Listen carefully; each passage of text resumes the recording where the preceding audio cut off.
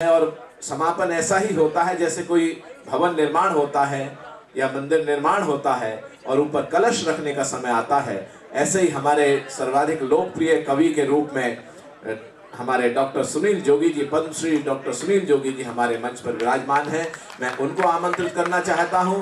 देखिएगा, बात कही जाती है, हंसना हंसाना एक सामान्य प्रक्रिया होती है। जैसा प्रताप भाई ने भी कहा, डॉक्टर सुनील जोगी हास्य व्यंग्य के बहुत चितेरे कवि हैं। वो जैसा भी उनका मन हो, और मैं उनको बुलाते हुए कुछ यूं ही कहना चाहता हूं कि वे अपने आप में स्टार हैं और पूरे देश और दुनिया में जहां जहां हिंदी बोली जाती समझी जाती है वो जाते आते रहते हैं।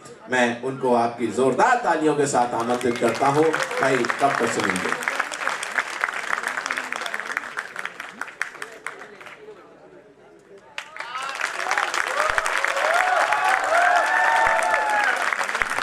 इतनी तालियां तो मैं अकेला भी बजा सकता था।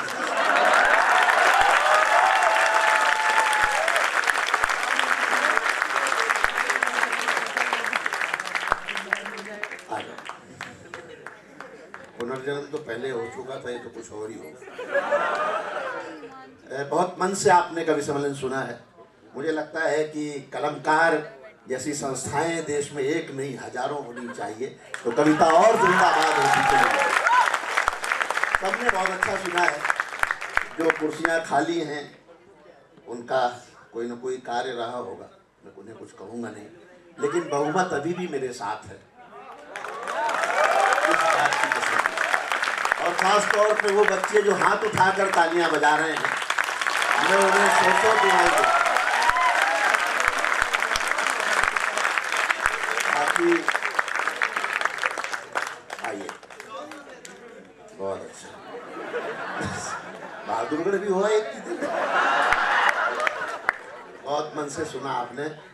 मेरे लिए समय शायद थोड़ा कम बचा हो, ऐसा लगता है,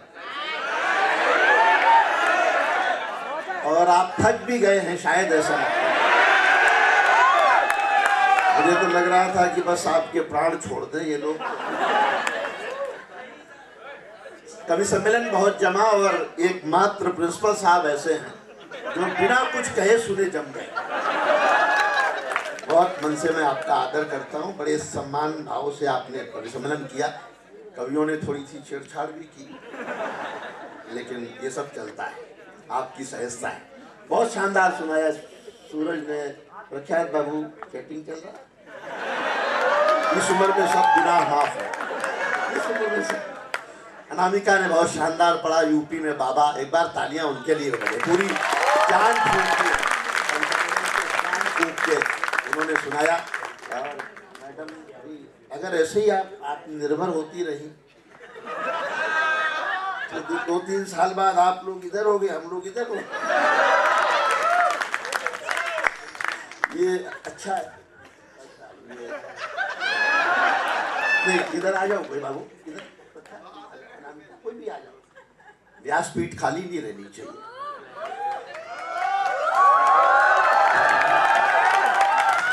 मैं तो शुरू से ही चाहता था कि अनामिका इधर बैठे। अच्छा तो ये है कि संचालन घर का भी कर ही दूं।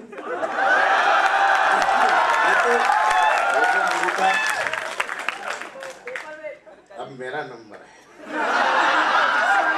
मैं थोड़ी देर हंसाता हूँ, कुछ कविताओं तक भी लाता हूँ, और जितना उल्लास से आप सुनेंगे मैं कोशिश करूंगा कि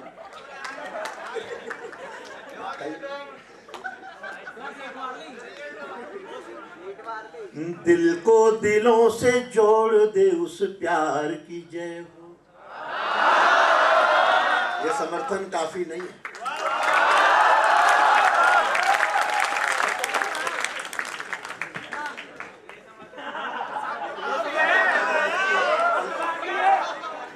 दिल को दिलों से जोड़ दे उस प्यार की जय हो। दिल को दिलों से जोड़ दे उस प्यार की जय हो। दुनिया को हंसाता है उस फनकार की जय हो। दुनिया को हंसाता।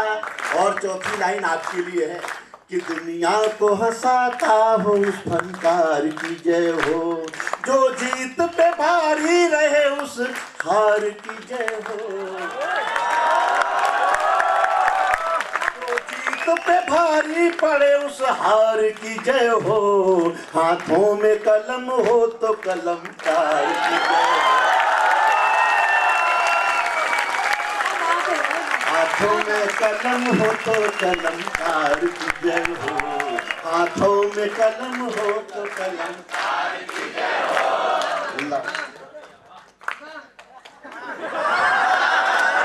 नई उम्र की लड़कियां कॉलेज के जमाने में किताबों में फोटो रखती हैं सलमान खान का, विराट कोहली का, बाद में इनकी शादी किसी जेठालाल से हो गई।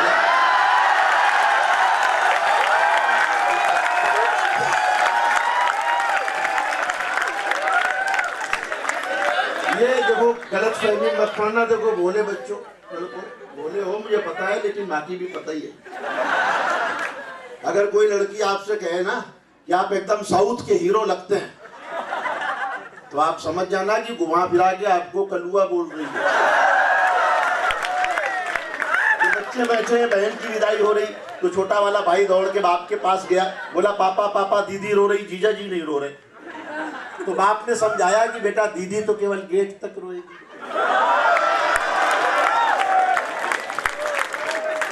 जीजा जी को तो जिंदगी भर रोने। कर्जे का कोई बोझ कलंदर पे नहीं है। जिंदाबाद करके सुनना शायरी जो मन में आ रहा है कि कर्जे का कोई बोझ कलंदर पे नहीं है, कर्जे का कोई बोझ कलंदर पे नहीं है, मुट्ठी भर आसमां भी सिकंदर पे नहीं है, मुट्ठी भर आसमां। और सुनना दो पंक्तियां जिंदाबाद कि मुट्ठी भर आसमां भी सिकंदर पे नहीं है, ये प्यास मेरी बूंद भर शबनम से बुझेगी, मेरा कोई इलाज समंदर पे नहीं है। तो ऐसा कुछ करिए कि उनकी जिंदगी भी शहंशाहों की तरह होनी चाहिए। इतनी बेटियां बैठी हैं मंच पर, अनामिका है, मैडम बैठी है, कालरा मैडम, चारू मैडम, ये और बेटी टेंशन नहीं होती, पढ़ा लिखा के बड़ा करिए एक बेटी को, तो एक बेटी टेंशन के बराबर भी हो सकती है। ये चारू जी, अनामिका, अंबर, ये 10-10 बेटों पर भारी बेटियां हैं।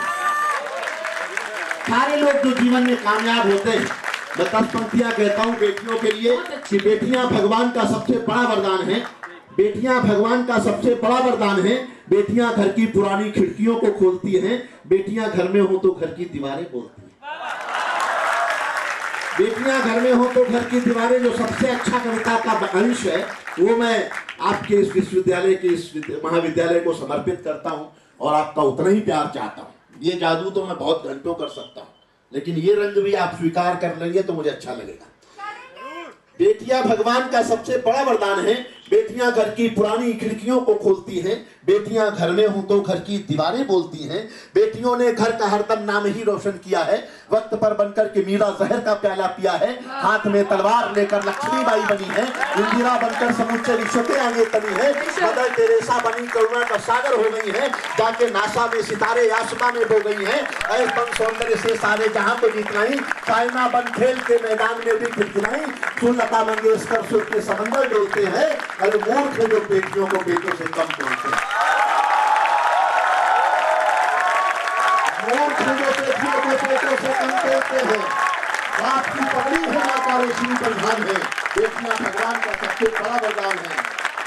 आखिरी बंद पढ़ता हूँ, पगड़ी बनकर के जौहर की कला दिखला गई, पति के प्राणों के लिए यमराज से टकरा गई है, मूर्ख कालिदास ने विद्योतमा से बुद्धि पाई और एक रत्ना जग में ज्ञान की देवी बनी है, लक्ष्मी जी सारी दुनिया के कुबेरों पर तनी है और दुर्गा शक्ति का वरदान बनकर छा रही हैं, बेटियां ही हैं जो सारी सृष्टि को।